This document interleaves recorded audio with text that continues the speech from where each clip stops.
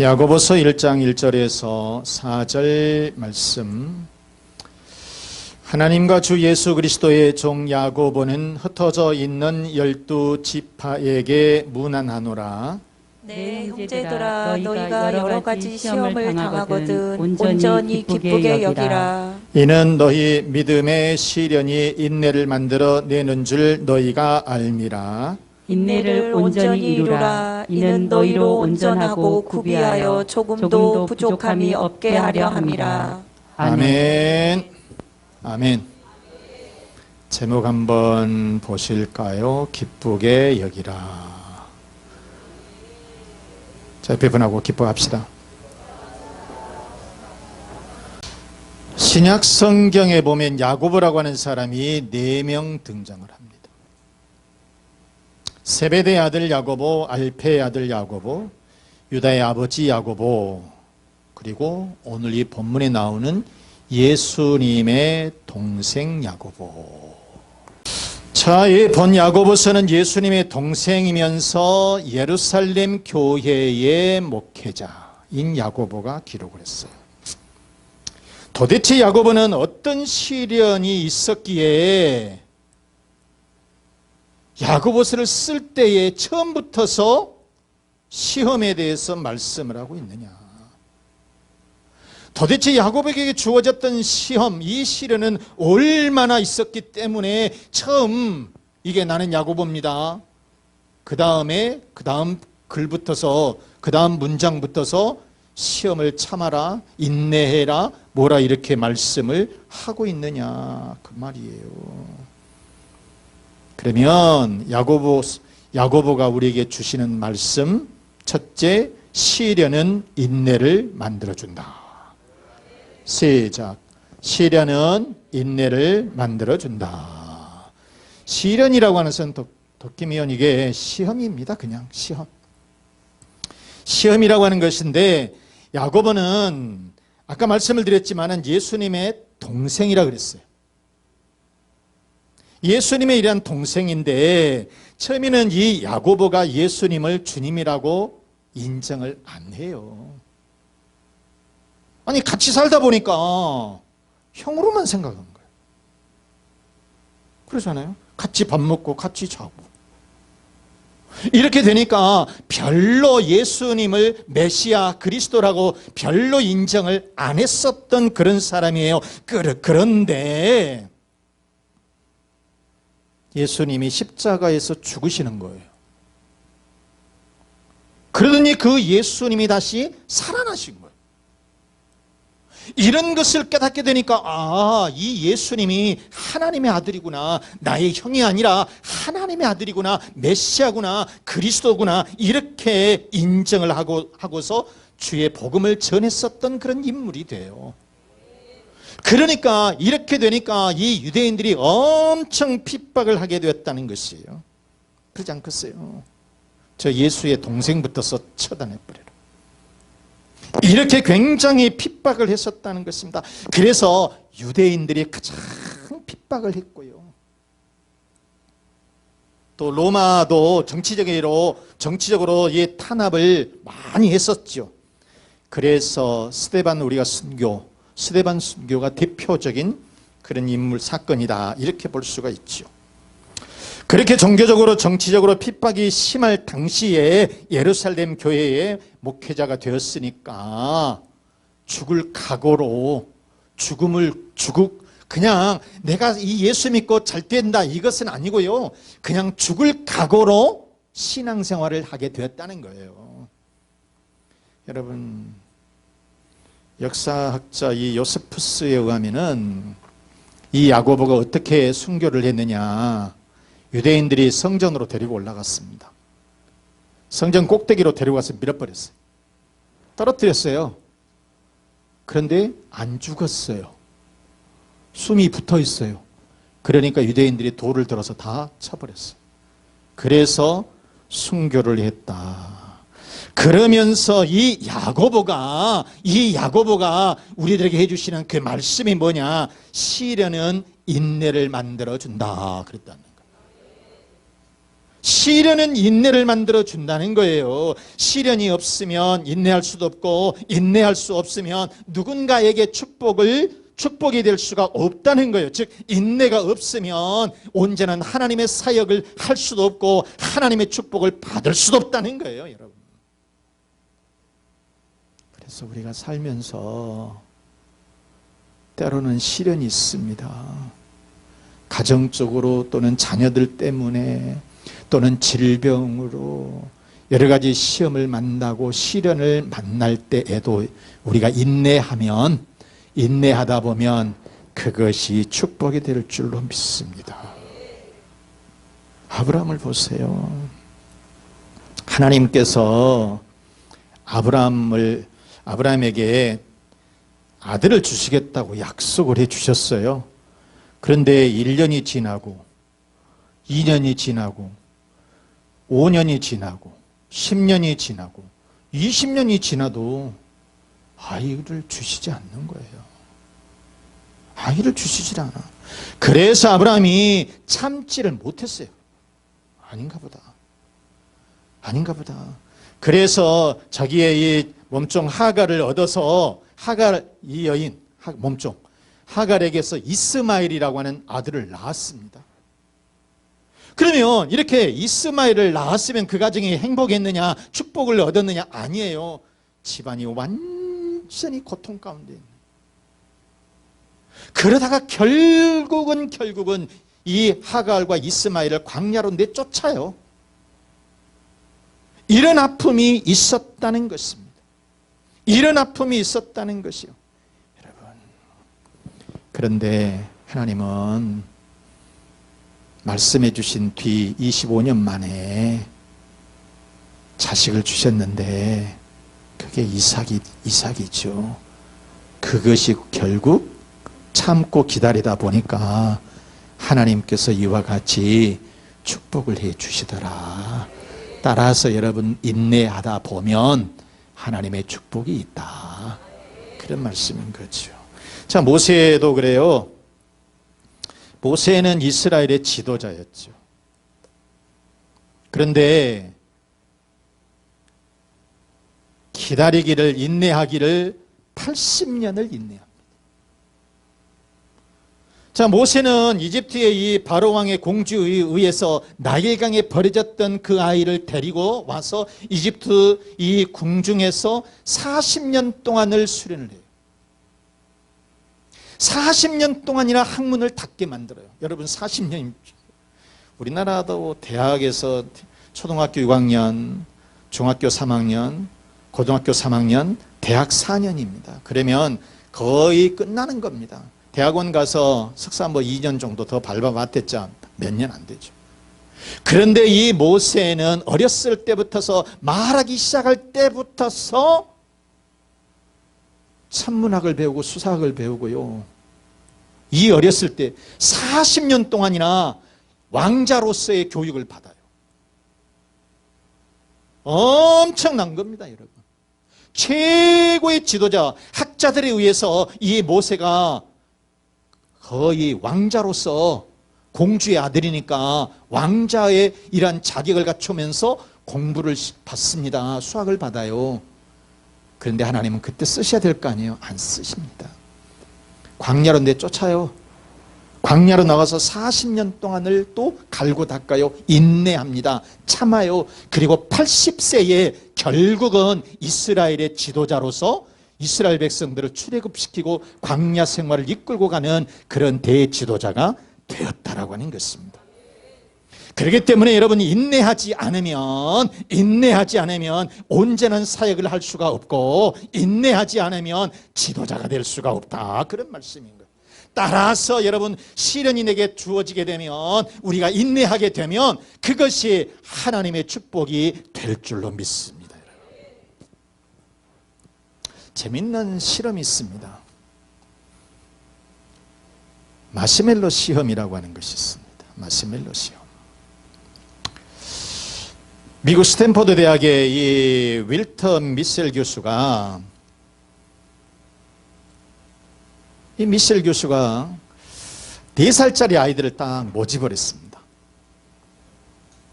그래서 이 마시멜로 시험이라고 하는 그것을 하게 됐는데 4살짜리 아이들을 다 모아놓고 그 4살짜리 아이들을 방에다가 다 넣어놨어요. 하나씩. 그리고 4시간 동안을 아무것도 주질 않았어요. 배가 고프겠다 안 고프겠다. 되게 급해요. 애들이 막 죽으려고 하는 거예요. 막 뭐 달라고. 진짜 못 참아요. 그런데 4시간 후에 마시멜로라고 하는 이 사탕, 그게 뭔고 했더니 사탕이야. 그냥 말랑말랑한 사탕을 한 봉지씩 딱 줬어요. 그러면서 말을 했어요. 아이들한테 지금 당장 먹으면 이것이 끝나는데 앞으로 15분 동안 더 참고 15분 동안 참았다가 먹으면 맛있는 이 마시멜로를 한 봉지씩 더 주겠다. 이렇게 얘기를 했어요. 여러분, 4살짜리 아이들이 이 말을 들을까요? 그런데요, 70% 애기들이 안 듣더래요. 그대로 먹어버리더래요. 그런데 30% 애들이 세상에 그거를 더 참고 나중에 15분 후에 먹더라는 거예요. 그래서 마시멜로 한 봉지를 또 줬대요. 그런데 더 중요한 것은 이 15년이 이제 지내요. 15년이 지나서 얘들이 20살쯤 됐습니다. 19살쯤 됐어요. 그 아이들을 다시 추적을 해봤습니다. 추적을 해보니까 이 미셸 고스가 그 실험에 참여했던 아이들을 추적해보니까 인내했던 아이들과 인내하지 못했던 아이들의 이 차이가 확연히 차이가 나더라는 거예요. 너무 크게 차이가 나는 거예요. 학교 성적이 너무 크게 차이가 나더라는 거예요. 인내했던 아이들은 거의 다 모범생이었고요. 학교 성적도 월등히 좋았고 SAT 점수도 210점 높았더라는 거예요. 여러분, 그래서 인내는 하나님이 주시는 축복이다. 하나님이 주신 축복이에요. 야고보서 5장 11절에 이렇게 말씀을 합니다. 보라, 인내하는 자를 우리가 복되다 하나니 너희가 욥의 인내를 들었고 주께서 주신 결말을 보았거니와 주는 가장 자비하시고 긍휼히 여기시는 이시니라. 욥의 인내를 들었다. 그래서 인내하는 자를 우리가 뭐한다? 복되도다 그랬어요. 참는 사람은 복이 있다. 로마서 5장 4절 말씀에도 바울이 인내는 연단은 소망을 이루는 줄 알미로다. 여러분, 인내는 하나님의 능력이에요. 따라서 인내는 하나님의 축복인 줄로 믿습니다. 그러나 여러분, 오늘날 안타깝게도 수많은 사람들이 참지를 못합니다. 왜 그럴까요?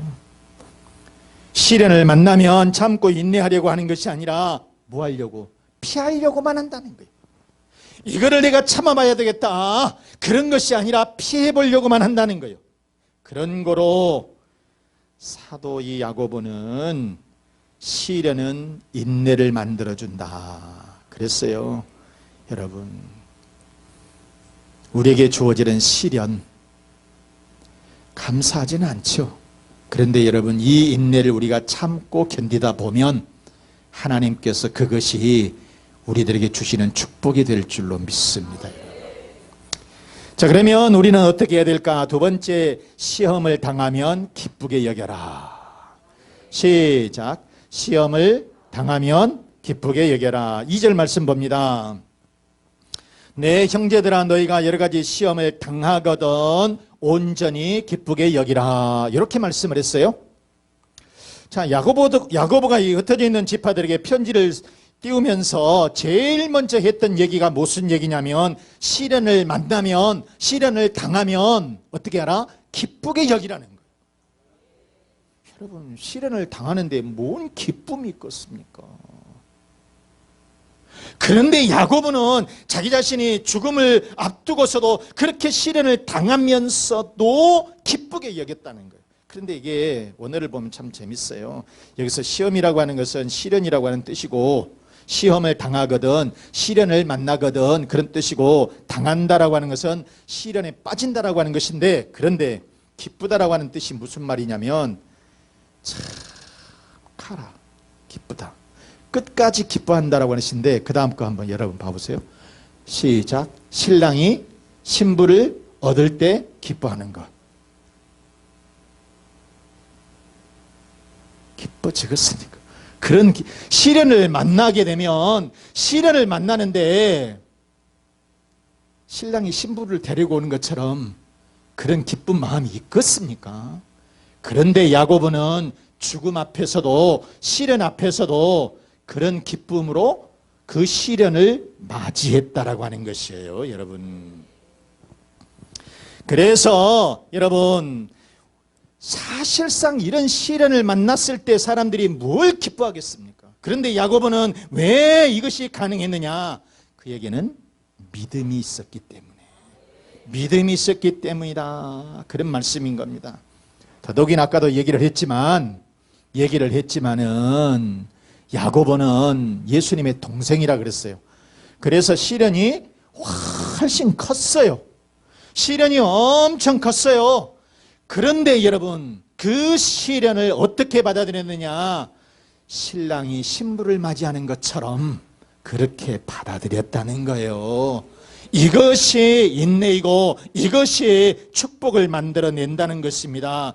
그러므로 여러분 이 시련이나 핍박 속에서도 기쁨을 갖게 되면 반드시 이런 시련을 이겨내게 될 줄로 믿습니다. 시련이나 핍박 속에서도 행복을 우리가 찾게 될 줄로 믿습니다, 여러분. 자, 욥기서 1장을 보시면 우리가 잘 압니다. 성경에서 가장 큰 시련이라고 볼 수 있겠죠. 욥은 하나님 앞에서 정직했습니다. 신앙생활을 잘했다 그 말입니다. 하나님을 잘 섬기는 사람이었어요. 그런데 하루아침에 재산을 다 잃어버렸습니다. 요즘으로 말한다면 기업이 다 부도났다는 얘기. 기업이 다 부도났다는 거. 그런데 기업 부도나면 그냥 참으면 돼. 하루아침에 자녀들이 집이 무너져서 다 죽었어요. 10명의 자녀들이 있었는데 그 자녀들이 다 죽었다니까. 한 명도 살지를 못하고 다 죽었어요. 그리고 본인은 피부암에 걸렸어요. 요즘으로 말하면 피부암, 악성 피부염인데 피부암으로 걸렸어요. 이게 얼마나 긁어야 되는데 기왓장으로 긁었다 할 정도로 그렇게 힘들었습니다. 세상 천지에 이렇게 어려운 시련을 당한 사람이 어디가 있겠습니까? 재산 다 망했죠. 자식들은 하루아침에 죽었죠. 자기도 죽을 병에 걸려서 그 고통을 참지를 못하고 자기의 피부를 이게 긁어가는 것이에요. 이렇게 힘든 상황이 어디가 있겠습니까? 그런데 그때에 욥이 고백을 합니다. 욥이 말을 해요. 뭐라고 고백을 하느냐? 욥기서 1장 21절 말씀에 보면 이르되 내가 모태에서 알몸으로 나와 싸운즉 또한 알몸이 그리로 돌아가올지라. 빨간 글씨 한번 읽어볼까요? 주신 이도 여호와시요 거두신 이도 여호와시니 여호와의 이름이 뭐한다? 찬송을 받으실지니라. 주신 것도 하나님, 거두신 것도 하나님. 나는 그래서 하나님만 찬송하겠다. 하나님만 찬송하겠다는 거예요. 이것이 욥의 신앙이라고 하는 거예요. 여러분, 욥은 최악의 시련에서도 하나님을 원망하지 않았어요. 오히려 하나님을 찬송한 줄로 믿습니다.